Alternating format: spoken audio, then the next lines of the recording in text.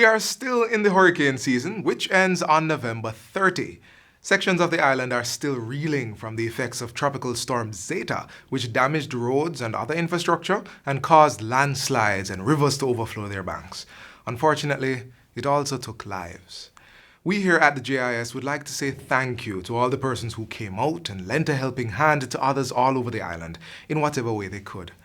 Welcome to Jamaica Magazine. I'm Theodore Henry. Stay tuned.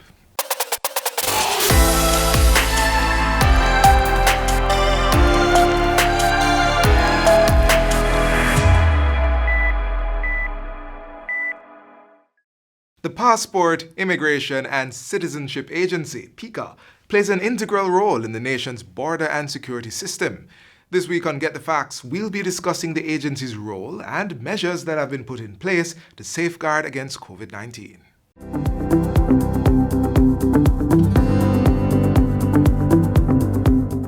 Welcome to Get the Facts, the program that provides you with information on government's policies and initiatives. I'm your host, Enthros Campbell.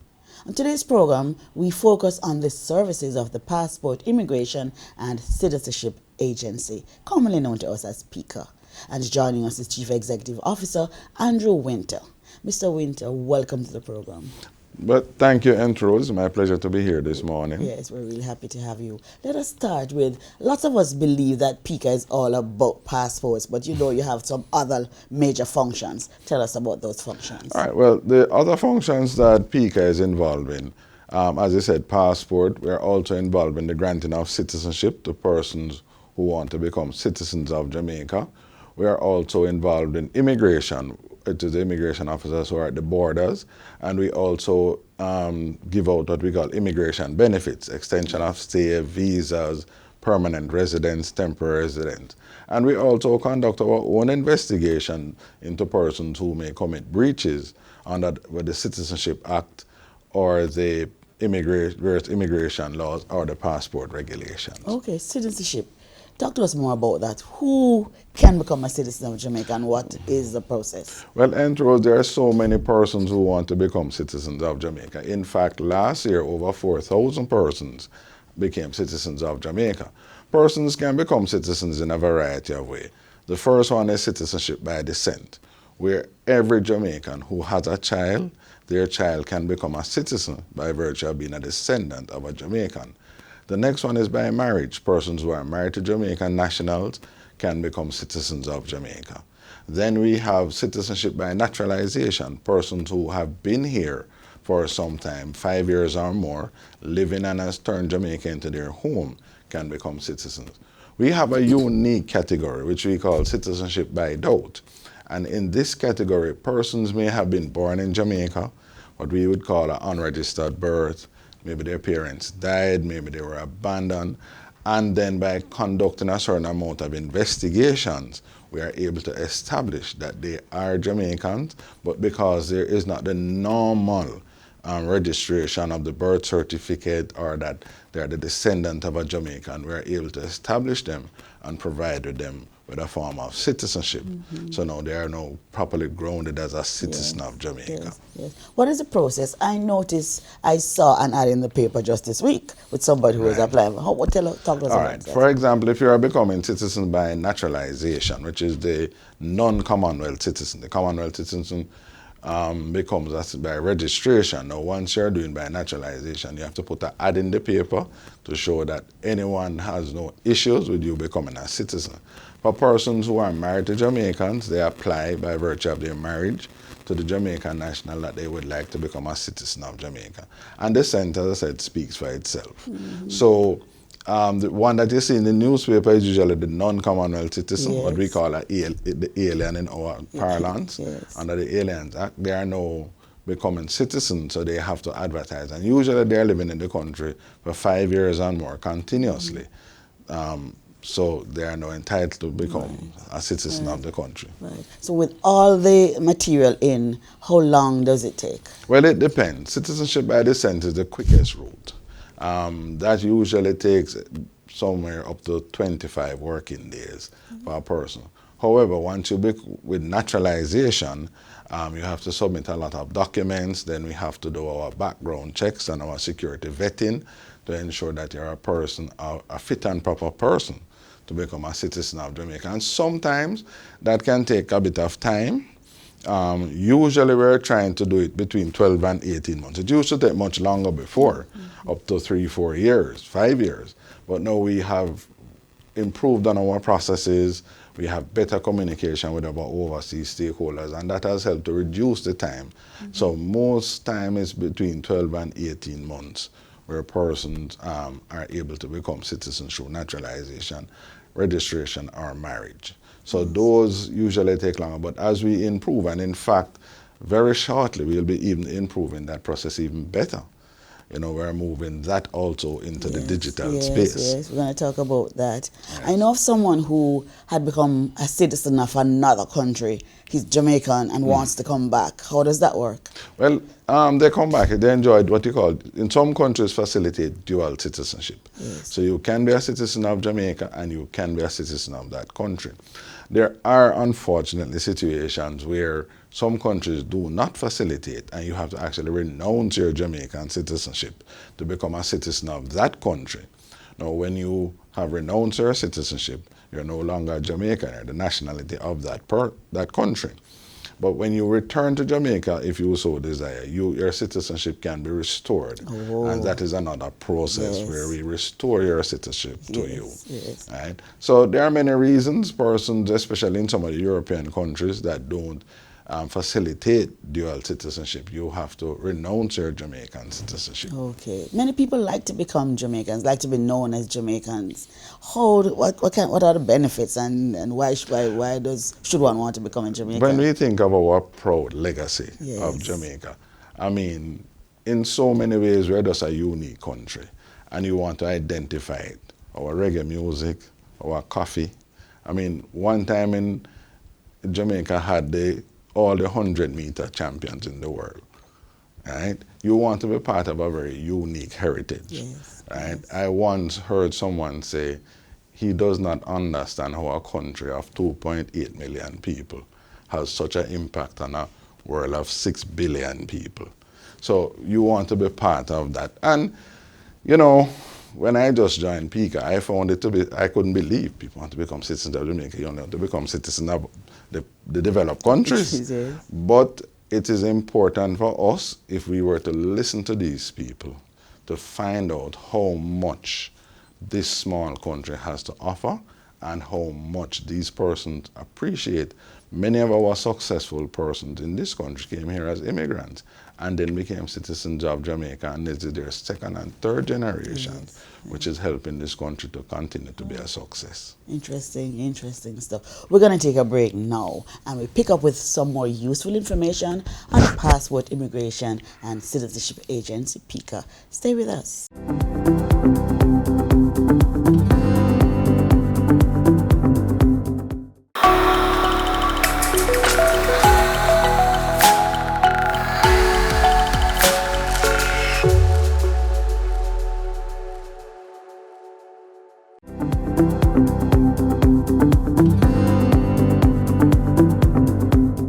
Welcome back to Get the Facts. We're talking to Andrew Winter, CEO of the Passport Immigration and Citizenship Agency, PICA. Okay, Mr. Winter, talk to us now about passports. There are different types, 4 different types of passports. Tell us about them and the processes. All right, there are 4 passports. There's the adult regular passport, there's a child passport, there's your diplomatic passport, and there's your official passport. Speaking of the diplomatic passport, the diplomatic passports are assigned to persons who really would have been issued what they call privileged status. Yes. In other words, like our ambassadors, high commissioners, the prime minister, the chief of defense staff, the commissioner of the police, the chief justice. And these persons, when they travel to other countries, we expect them to be accorded certain courtesies. Other employees in the Ministry of Foreign Affairs who work in our embassies and consulate, above a certain rank, they get what accorded diplomatic status. So you have the consul generals. They are also issued diplomatic passports. And other persons who the Ministry of Foreign Affairs might be deemed as persons who should get the diplomatic status. The government has a set of regulation and guidelines which they also give to us as to who else might be granted a diplomatic passport, and we are also guided by those. The official passports are for government officials who travel abroad on government business or other employees within the public sector who are required to travel overseas on the government business and to carry out government duties while they're overseas. They are not necessarily at the diplomatic status, but they are officials of the country, and they are expected to be accorded certain courtesies in the other countries. Then you have the ordinary passport, the ordinary adult passport, which is what we usually have. The colors for the ordinary passport is the blue, the navy blue, and for the official passport it is green, and for the diplomatic passport it is burgundy. Okay. Right? Okay. So that is the difference. There is what we call an emergency travel document, which is not really a passport, but it's just a document that allows persons, if stranded, if they lost a passport overseas, to be able to travel back to Jamaica so that, you know, they can get their stay. All right, the regular passport. Talk to us about the process and the time. And All right, you know, for the regular passport, one of the things I'm very proud that PICA does is you can get your passport same day, the next day, 3 days, and up to 7 days. Fascinating. There is a cost according to each of the service. Yes. And when you live overseas and you go through the missions within 25 working days, once you apply through the mission and it comes in on time. And also with our online passport adult renewal facility, certainly within 20 days, you can get your passport overseas. So if you have an emergency and you're in Kingston and you need your passport urgently, we do offer the same day service. Once you are coming by 9 o'clock, we accept your application, you pay the required fees, and then you can have your passport by 4 o'clock. That's for a new passport? Or Brand new passport, right? There is the 3 day, which is out same day, next day. You can get it the next day as well. And then there's 3 day. We consider those what we call our expedited services. Okay, yes. Then the normal service, you get it within 7 working days. Right. And then, which is quick That's good turnaround stuff, time, yes, because, yes. you know, I can boast that even some of my Caribbean neighbors are telling people up to 4 weeks before they can get their passport. Good stuff. I know you have some, you can apply, adults can apply now, whether you're here or overseas, can apply online. Online. So once they apply online now, and they go on our website, and then they go to the online section, the section that speaks to would you like to apply online. Once they click on that, they go and look at the criteria page where they can see whether or not they have met the criteria. Then they start to complete the process to include uploading your photo, and you make your payments, and then depending on what delivery facility you would want, we can give you the courier service, so you do everything, you don't even come to our office, and it's delivered right back to you. Or you can arrange where you want the pickup, so you have started the process online, but you prefer to come in office and pick it up. Yes. Overseas now, it goes directly back to you because we have an arrangement with DHL, and they will courier it back to you. So once you pay the courier fees, your passport comes right back to you. And we have had some very, very favorable comments from very satisfied persons. I mean, people are like, wow, this is really happening. And we're, so we're continuing to build out that service. And in fact, I encourage a lot of people, particularly in this pandemic time, to use our online passport renewal facility. One of the things I should caution, though, it is for persons who have been issued with machine-readable passports. You remember that old blue book that used to be handwriting? Yes. I'm sorry, that one does not qualify. Or the old hardcover book where you paste in the picture and it writes up. Oh, those don't that's qualify. Long time, I'm sure. That's long time. So persons who certainly have gotten their passport since 2002, which is the machine-readable ones, those are the person who can access that online facility. Excellent. Right? Excellent. Also, persons, if you have gotten married or had any material changes, unfortunately, you can't use the online facility to renew. So if there's no change to your status, then you can use it. What we have also added is what we call the simplified renewal process. So once you're an adult and there's no change. You know that long form that we normally give, and you have like 4 or 5 pages. We have a very simple form now, which is just 2 pages. Back and front, and you don't even need a JP to sign it. Oh, thank you. So, I mean, that has... So I don't need to come to the passport office early morning like we used to. You don't. In fact, to facilitate our customers, we are opening from like 6:30. So you can come to the passport, finish by 7:30, and you're at work. Yes. So unfortunately, some persons can't use the passport office as an excuse to be late anymore. Very good. But before we go, you just got ISO 9000 status. Tell us about that. That is, I mean, we're particularly proud of that because we're probably the only passport or immigration agency in CARICOM to have acquired that. And that was very good. We're part of a group that the government had designated who wants to become ISO 9000 quality certified, and our passport production and operation facility met the criteria, and we were certified as being ISO 9000 compliant. Since August. Since August. Congratulations. So, and we're very proud of it because what that now is testament to is the quality of service. Consistent and quality. The consistent quality. And now it helps us streamline our processes so we become very efficient. And also we look at quality of adopting the philosophy of quality throughout the organization. Excellent. Right? So I think that even contributed to us participating in the Jamaica Customer Service and PSOJ Excellence in Service Award. And we came second. Yes, but you also participated too. Yes, so I mean, we shared that in common. Yes. So we look forward, that is a landmark thing for us, and we are now going to certainly build out on it. Yes, we look forward to more of that kind of development. As we wrap now, tell Jamaica, what is it that you'd like them to know about PICA? Well, what I'd like them to know about PICA is that we're open for business.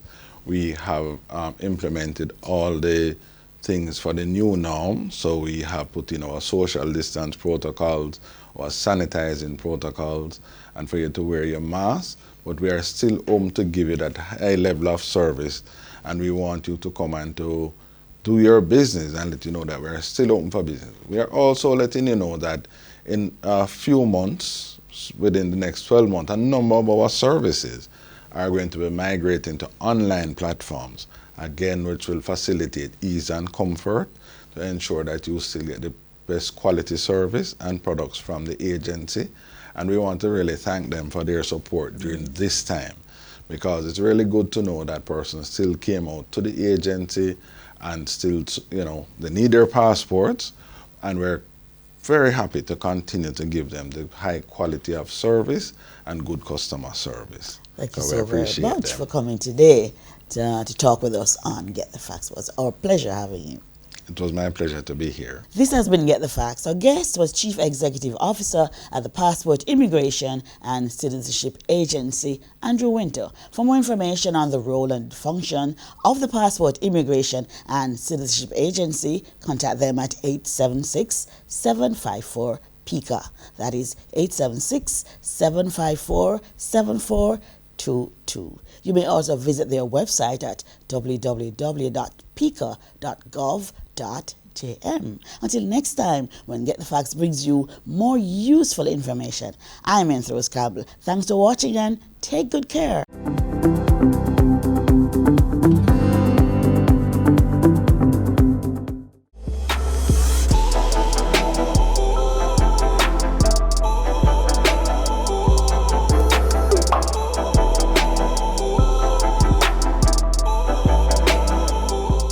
Global warming, which is driven by human emissions of greenhouse gases, is affecting climate change negatively. As an island, Jamaica is trying its best to decrease its carbon footprint.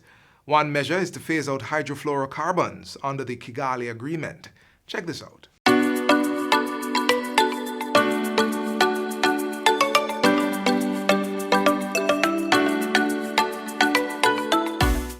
The impact of climate change is far-reaching.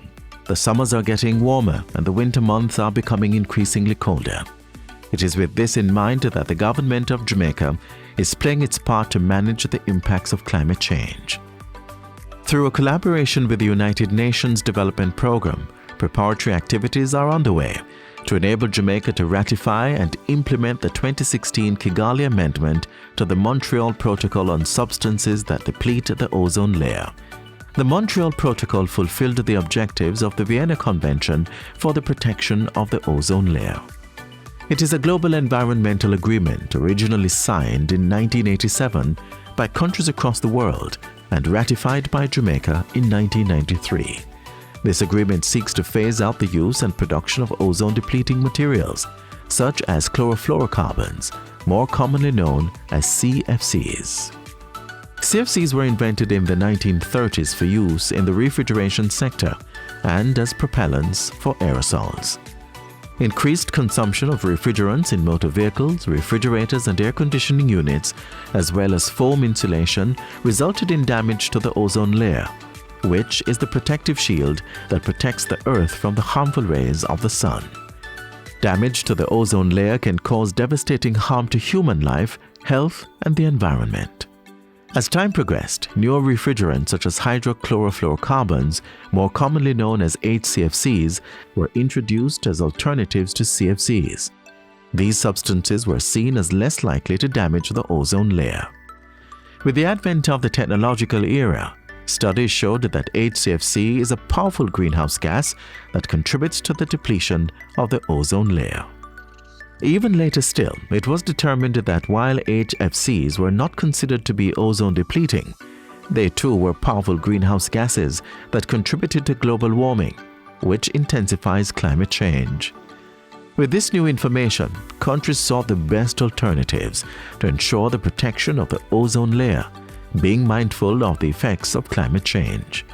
By 2007, countries around the world agreed to advance the phase-out of HCFCs by the year 2040. As work continued for a cleaner, healthier environment, the Kigali Amendment to the Montreal Protocol added HFCs to the list of controlled substances to be phased down. The amendment was agreed on in 2016 and became effective in January 2019. This amendment is seen as a significant tool in the fight against climate change. As of November 2019, 81 countries have ratified the amendment and have agreed to control the production and use of HFCs by phasing down its usage by 80% by the year 2045. Under this amendment, the use of modern, more environmentally friendly refrigerants like carbon dioxide, propane and ammonia are now being encouraged and will later be enforced. As part of its commitment to protecting the ozone layer and the environment, Jamaica is currently implementing the first stage of the HCFC Phase-Out Management Plan project. This project is being implemented by the UNDP through a partnership with the National Environment and Planning Agency NEPA with funding from the Montreal Protocol.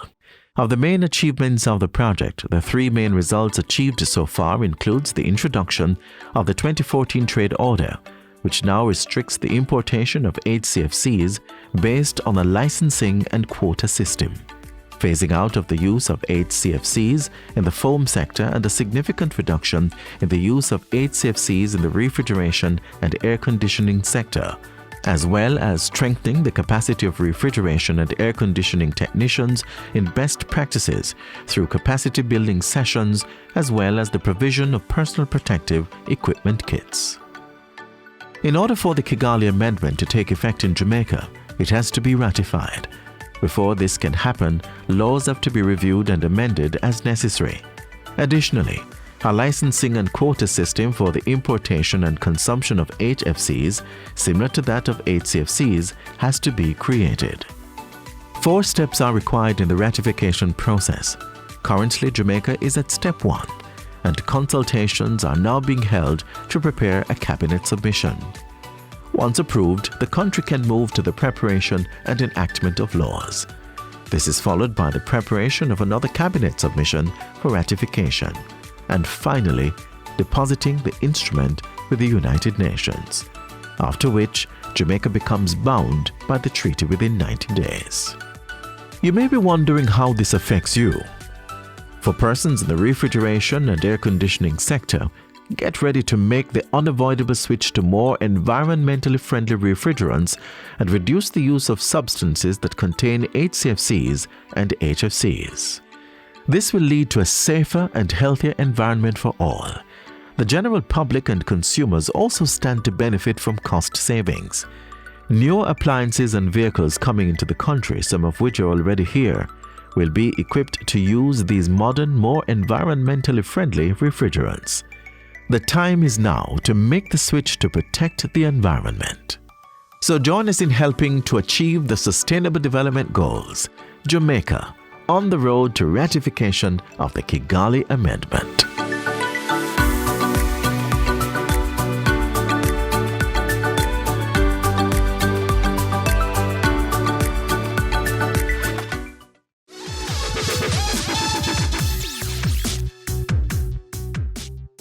When are we all really going to change our behaviors and take this COVID thing seriously? By now, you must realize this is no joke. If you don't believe me, I'll just let the Prime Minister remind you of the consequences of your actions.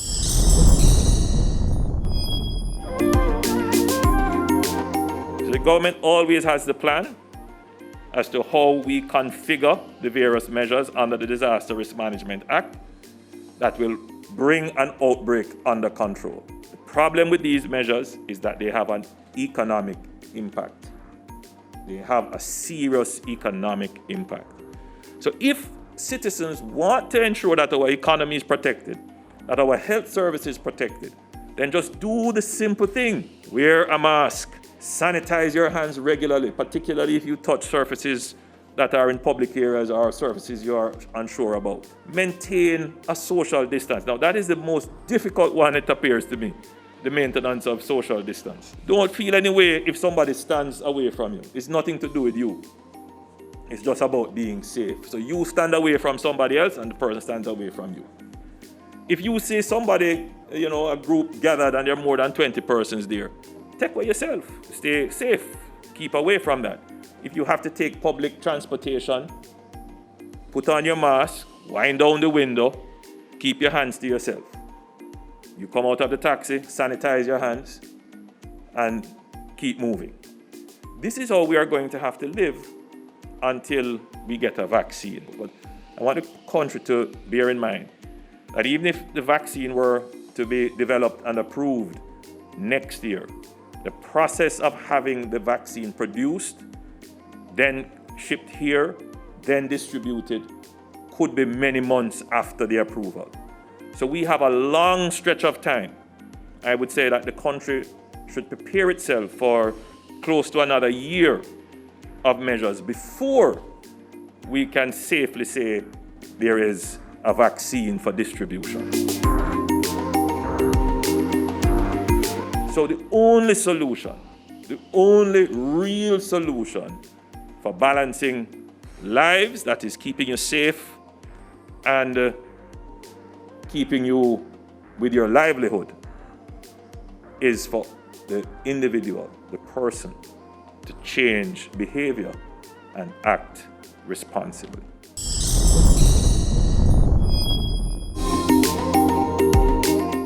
Well, you've heard it, and I cannot stress it enough. So just do your part as we work together to make Jamaica the place of choice to live, work, raise families, and do business.